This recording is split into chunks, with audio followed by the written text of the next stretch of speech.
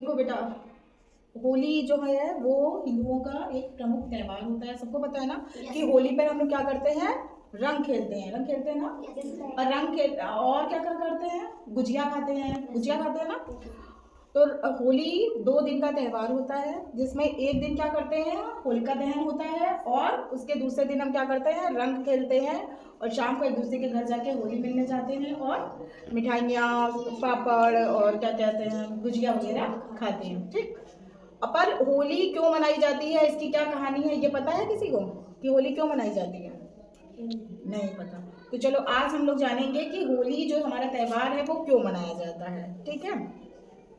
तो हिरण्यकश्यप नाम के एक राजा थे। ठीक है। वो राक्षस थे।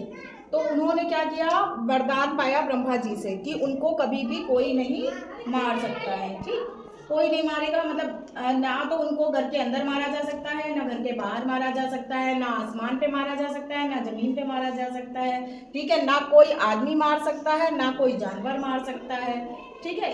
इस तरीके से उन्होंने भगवान ब्रह्मा जी से वरदान पा लिया अमरता का। जब उन्होंने अमरता का वरदान पा लिया तो उन्होंने क्या सोचा कि अब मैं क्या हूँ, पूरी विश्व का क्या हूँ, मैं ही राजा हूँ, और भगवान क्या करें, मेरी भी पूजा करें। ठीक।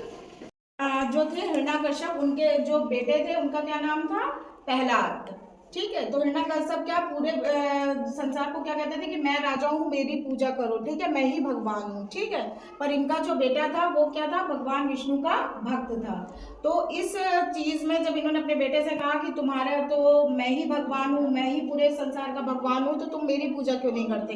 तो इनके बेटे ने मना कर दिया कि मैं तो अपने हरि की ही पूजा करूंगा। तो इस बात से इनके पिताजी नाराज हो गए, और नाराज होकर क्या किया, उन्होंने प्रहलाद को कई तरीके से मारने की कोशिश की। ठीक है। कभी उन्होंने कुएं में, मतलब कभी उन्होंने नदी में उनको डुबवा दिया। ठीक है। कभी ऊंचाई से गिरा दिया, हर तरीके से मारने की कोशिश की। ठीक है। पर वो नहीं मार पाए। तो उन्होंने क्या सोचा कि उनकी एक बहन थी होलिका, उनको वरदान प्राप्त था कि वो आग में नहीं जलेंगी। तो इन्होंने क्या सोचा कि इन्होंने होलिका की गोद में अपने बेटे प्रहलाद को बैठवा दिया, और क्या किया, आग लगवा दी। और उन्होंने क्या सोचा था कि होलिका जल जाएंगी और प्रहलाद उसको, होलिका बच जाएंगी और प्रहलाद उसमें जलकर मर जाएंगे। पर ऐसा नहीं हुआ।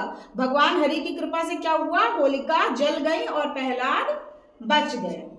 तो प्रहलाद बच गए उस किसकी वजह से, भगवान हरि की वजह से। और होलिका ने अपने वरदान का गलत उपयोग किया, इसलिए वो जल गई। तो उस दिन से हम लोग बुराई पे अच्छाई की जीत की वजह से क्या मनाते हैं, होली मनाते हैं, और होलिका दहन करते हैं, और अगले दिन खुशी के मारे क्या करते हैं, रंग खेलते हैं। ठीक। तो ये होलिका दहन की पूरी कहानी है।